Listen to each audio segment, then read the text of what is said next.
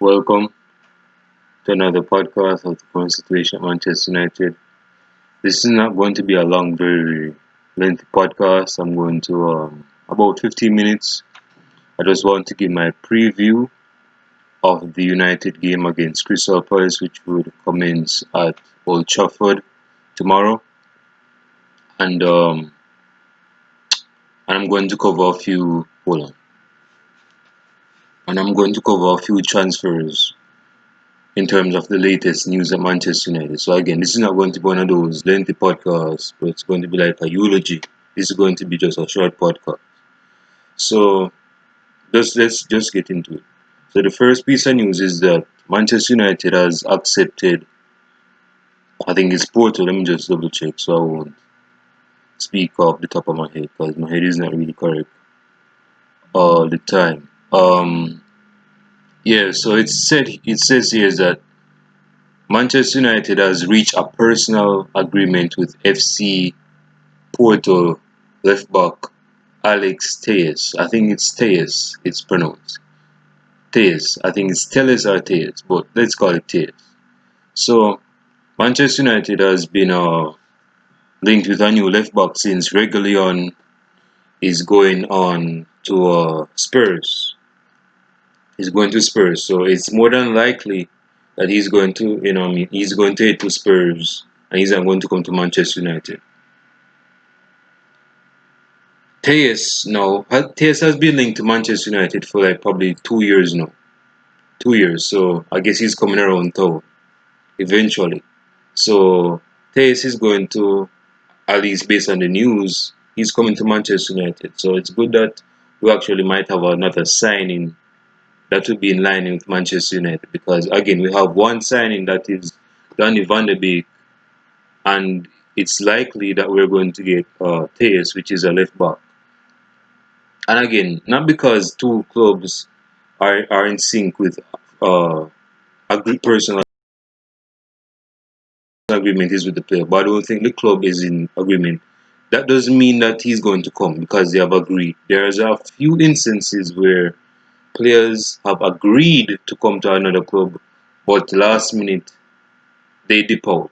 Some might chicken out. Like for example, when the Hayes contract was agreed with Real Madrid in 2015, I guess he prayed or something, but that paper machine, the paperwork was not sent in time, and it was on the deadline of the transfer. So again, it didn't go through. So they had to stay at Manchester United. But he's still at Manchester United, but yeah. So as relates to Manchester United's timeout. No, it's not for me to speak on other clubs because I'm not a representative. I'm not their spokesman, but Manchester United has been linked with Gareth Bale. Hold on, I can need to say it properly. Gareth Bale has been linked with Manchester United for a couple. Like I said, if you want to go like deep into town, he's been linked with Manchester United ever since 2008. But as it relates to like the latest news, Gareth Bale has been a late figure for Spurs. Like it's more than likely he's going to come back to Spurs. Now they might have a reunion or celebration or something like that. But it's evident that since we might not get Jadon Sancho, it's evident that we might not get Gareth Bale because Gareth Bale is on the verge of. I think he agreed the contract with Spurs.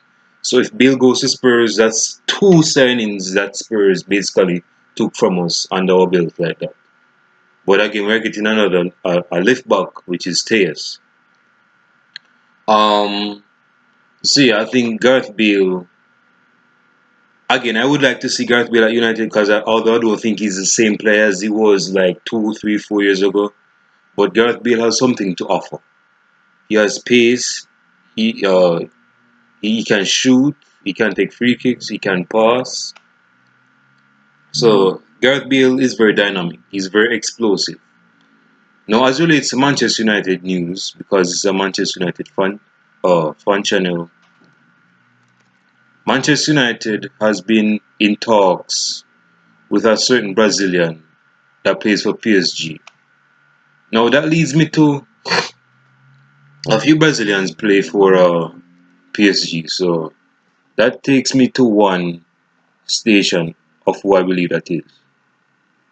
And that is, hold on, let me check right here. Tejas doesn't play for PSG. Everything is right. Um, yeah. Anyway, I'm gonna scratch that. So let's just take that off the table. As relates to transfer, again, it's not on me to be a representative or a spokesman for the clubs, but Thiago has joined Liverpool, and Thiago has been linked with Manchester United as a late addition, as you could say. But my man has joined Liverpool, which is Manchester United's arguably biggest rival, and that's not going to look good. But moving on, we're going to go to the preview game, because again, I don't want this video to be long. The preview game for Manchester United against Crystal Palace. Now, Crystal Palace is Crystal Palace, and they have made a few signings to bolster and strengthen their squad. Now, Crystal Palace is a decent side, decent players, decent defenders, decent attackers. Um, Manchester United. It will be very interesting to see what Manchester United's starting level will be like tomorrow, because again, I have to scratch my head. Again, Manchester United has this delineation between David De Gea, delineation and differences, and differentiation between De Gea and Dean Henderson. Now, as I told you guys, I would like Dean Henderson to play in the Premier League specifically and exclusively. Now, De Gea can have his jumps out and jumps in the Premier League, but I don't want that to be his playground primarily. I want him to be the goalkeeper in the Champions League, because he's a Champions League type of goalkeeper, and he's a top goalkeeper. And we need to play Dean in the Premier League primarily because Dean is 23. Dean is 23. We cannot have Dean Koons on the bench rotting. Dean is not a squad player. Dean is a very good goalkeeper that had a very good season with Sheffield United last season. And because of last season with Sheffield, that gives us a reason to start him with Manchester United in the Premier League this season. He needs game time. We cannot have him on the sideline. He's a very good goalkeeper, and we need to start playing him more. When he plays more, it will be sure that he'll become a top goalkeeper like David De Gea. That's how David De Gea came into form. If you notice, David De Gea in his first season at Manchester United was like kept off Chelsea. My man was conceding like crazy. I don't know if it's a Spanish goalkeeper thing when they come in the Premier League. Well, Caballero is Argentine, so I'm just not put him into that kettle of him. But I don't know if it's a Spanish thing, but it takes them a time and a half to like settle in the Premier League. And David De Gea, looking like a llama with his beard, he wasn't a top goalkeeper at the time.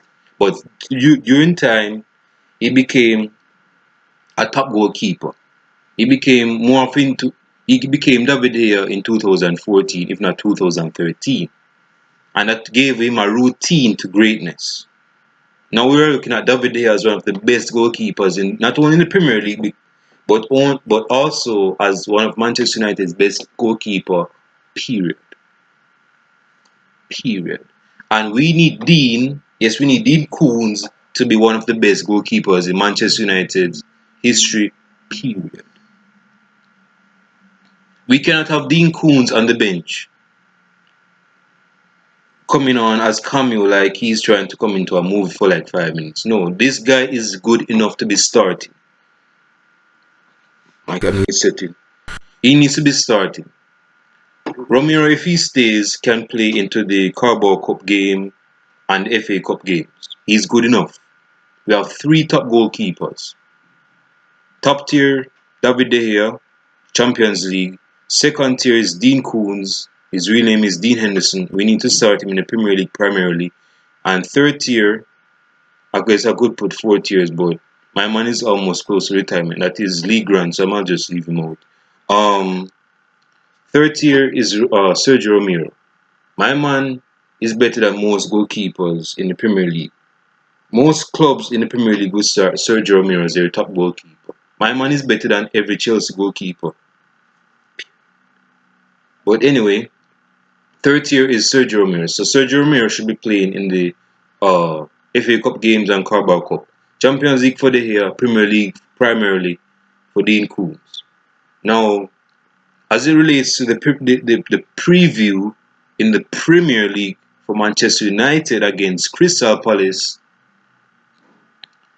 my starting 11 is going to be a funny one. But again, I'm just going to name my starting 11.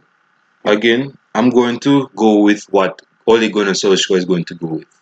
I'm not going to agree with it because I obviously want certain changes in the starting squad. But I'm going to give my starting 11 based on what I believe Ole will be starting for Manchester United because he's the manager for Manchester United. In goalie, David De Gea. Hold on, time out. I think he's going to play a 4-3-3, if not a 4-2-3-1, depending on the formation. I'm just going to give my starting 11 regardless. So David De Gea in goal. Aaron Bissaka will be starting against his old club at right back because I think that is where he should be playing. So people think Aaron Bissaka should be playing as a centre back. No, he's good as a tackler. He might not be good attacking wise, but this guy is in his prime time for developing his game. When he's getting old, he can adapt himself and play as a centre back like what Paolo Maldini did for Milan. Let us not change course at an early stage. He's at the early age of his career where he needs to be developing his game so he can be adaptive. Right back or sometimes centre back, but more so centre back when he's becoming of the age where his legs are like gone. That's where he needs to be playing. Let's not change course right now. He's young enough and he'll be good enough to play for right back if he develop his game. So let's not move him there. So at right back we have Aaron Bissaka, 12 minutes. Centre back goes without saying, Lindelof, Harry Maguire. Left back, I think Luke Shaw will be back in time for Manchester United's first game of the season. I think he's in training. He's coming around town slowly but surely. So I'm gonna go with Luke Shaw. In the midfield, we always know who's going to start at the centre defensive midfield. It's the PhD master degree Nemanja Matic as the centre defensive midfielder. In the number 8 role, he's a box to box, the unorthodox midfielder of Paul Pogba. He'll be playing as that role, so he'll be attacking and coming back. That's Paul Pogba. So he'll be the number 8. Number 10 is Bruno Fernandez, and I would like to congratulate and commemorate the praise of Bruno Fernandez, who has been voted as Sir Matt Busby's Player of the Year.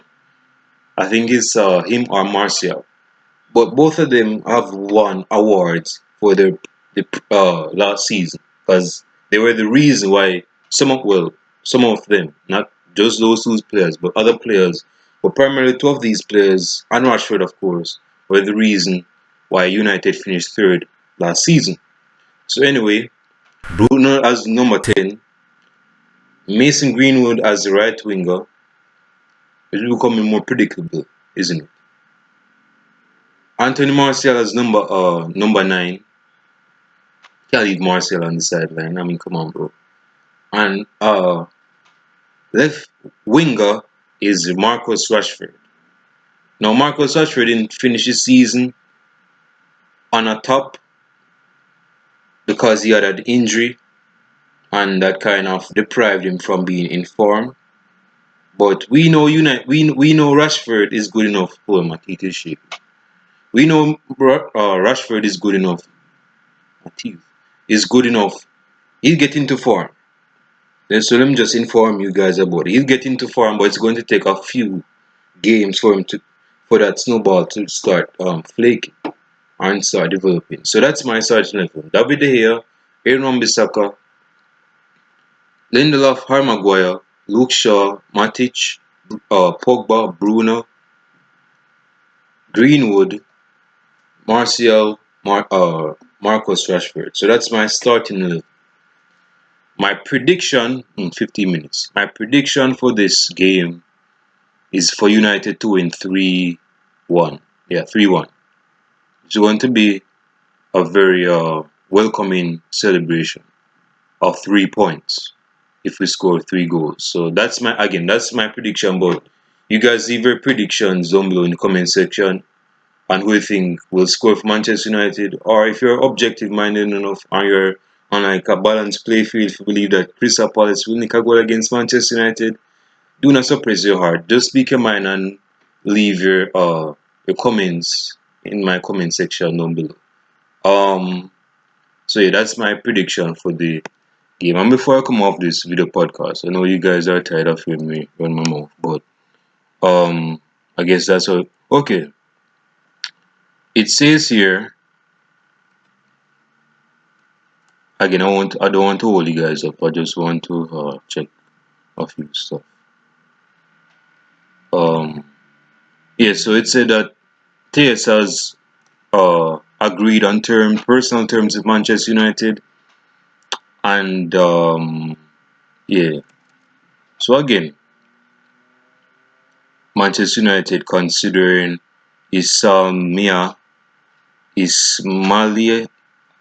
Hold on, I can't pronounce very good. Ismaila Sarr as Jadon Sancho's alternative.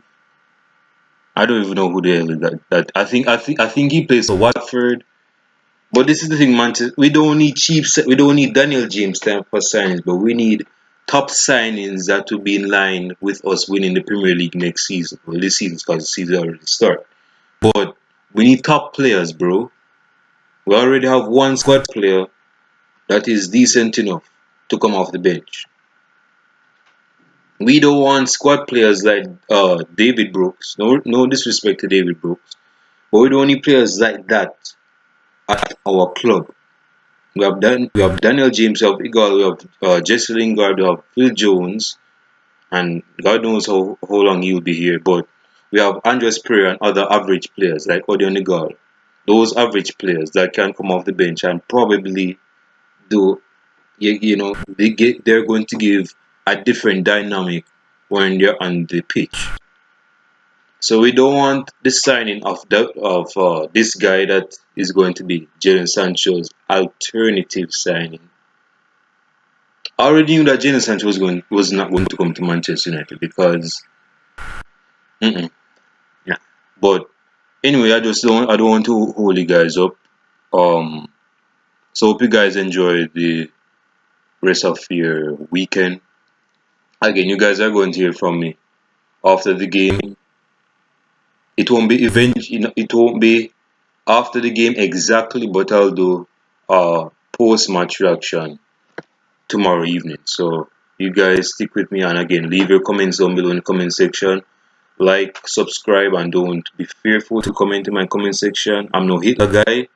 So yeah, I just want to hear what you guys have to say on that, and I'll be out and I'll hold you guys in the next video podcast, which will be tomorrow.